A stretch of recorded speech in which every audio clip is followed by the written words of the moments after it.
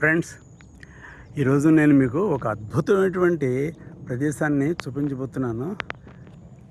పూర్తిగా చూడండి, ఎంత ఆహ్లాదకరంగా మనస్సుని ప్రశాంతపరిచే విధంగా, ఎంత ఆనందంగా ఉల్లాసం పెట్టేటువంటి అద్భుతమైన ప్రాంతం చూడండి.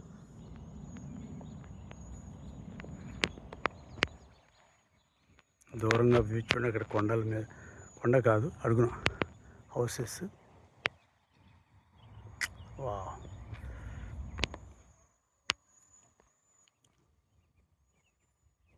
నేను గతంలో మీకు చెప్పాను, ఇక్కడ ఈ శాండ్రమాన్ ఏరియా అంతా కూడా గోల్ఫ్ కోర్ట్స్ ఎక్కువ. గోల్ఫ్ చూసారు, ఇది గోల్ఫ్ కోర్ట్ అనమాట. ఇన్ఫ్యాక్ట్ ఆ కింద ఒక తటాక ఉంటాం కదా, సరస్సు, కొలను ఏమైనా అనుకోండి, లేక్. అక్కడి నుంచి దారి కనిపిస్తుంది చూసారు, అది గోల్ఫ్ కోర్స్కి వెళ్ళేటువంటి వే అనమాట. జనరల్గా ఏమిటంటే, ఇక్కడ గోల్ఫ్ కోర్స్ ఉన్న చోట పెడిస్ట్రియన్స్ని అలా చరించేదంటే కారణం ఏంటి, ఆ బాల్ తగిలింది అనుకోండి, మామిడి బద్దలైపోతుంది. అంత ఫోర్స్గా వస్తుంది. వాళ్ళు బాల్ చూడడానికి చిన్నదైనా కానీ చాలా ఫోర్స్గా కొడుతుంటారు వాళ్ళు. అది చూసారా, ఆ చివర చూడండి, రెండు ఉన్నాయి. చూసారా, రెండు అక్కడ అవి ఏమంటారు వాటిని, ఒక గోతులు అంటారు. మనమైతే గోతులను కందకాలు అలా చేసి అక్కడి నుంచి అక్కడ బాల్ వెళ్ళి అక్కడికి వెళ్ళి పడాలనుకుంటాను, వీళ్ళ టార్గెట్ని అనుకుంటాను. దాని వెనకాల హౌసెస్ చూసారు ఎంత బ్యూటిఫుల్గా ఉన్నాయో.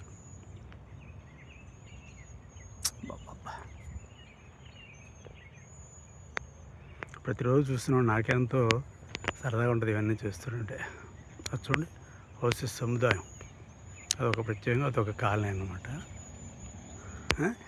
రైట్ సైడ్ ఇది ఒక గోల్ఫ్ కోర్టు, ఇదిగోండి లెఫ్ట్ సైడ్ ఇది కూడా ఒక గోల్ఫ్ కోర్టే.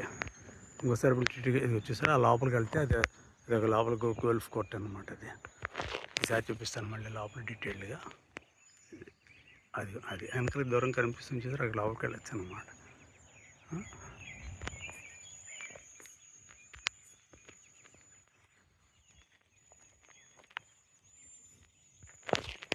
ఇక్కడ నుంచి ఇంకో కాలనీ మొదలవుతుంది, చూసారు కదా. ఇది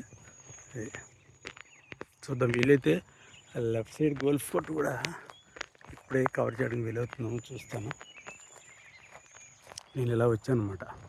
അതുകൊണ്ട് అక్కడి నుంచి రైట్ సైడ్కి వెళ్తే మా కాలనీకి వెళ్ళిపోవచ్చు. లేదా మా కాలనీకి వెనకాలే వస్తుంది ఇప్పుడు నేను మీకు చూపించిపోయేటటువంటి గోల్ఫ్ కోర్ట్.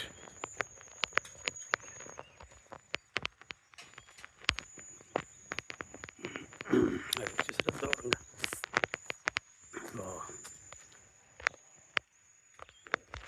ఇది లెఫ్ట్ సైడ్ గోల్ఫ్ కోర్ట్ అనమాట.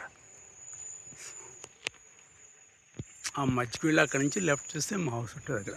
ఇప్పుడు నేను చుట్టూ తిరిగి వెళ్తాను అనమాట. అక్కడ కూడా ఇక్కడ మాదిరిగానే రెండు కందకాలు ఉంటాయి, అవి దూరంగా కనిపిస్తున్నాయి చూడండి, కందకాలు హోల్స్ అనమాట అవి. ఒక గోల్ఫ్ కోర్ట్ నుంచి ఇంకో గోల్ఫ్ కోర్ట్కి మళ్ళీ దారి ఉంటుంది ఇంటర్నల్గా. వీటన్నిటినీ కలుపుతూ వే ఉంటుంది. పెడిస్ట్రియన్స్ని, తన అవుట్ సైడర్స్ని trespassing is strictly prohibited అని పెడుతుంటారు but no pedestrians, no pets అని రకరకాల. ఇక్కడ అన్ని కొంచెం రూల్స్ అన్ని స్ట్రిక్ట్గా ఉంటాయి. చాలా కాస్ట్లీ గేమ్ ఇది. ఇక్కడ కూర్చొని అది బెంచెస్ అన్ని చూసారు, అక్కడ కూర్చొని తగ్గ వాళ్ళు ఆడుతున్న గేమ్ని ఎంజాయ్ చేయొచ్చు అనమాట.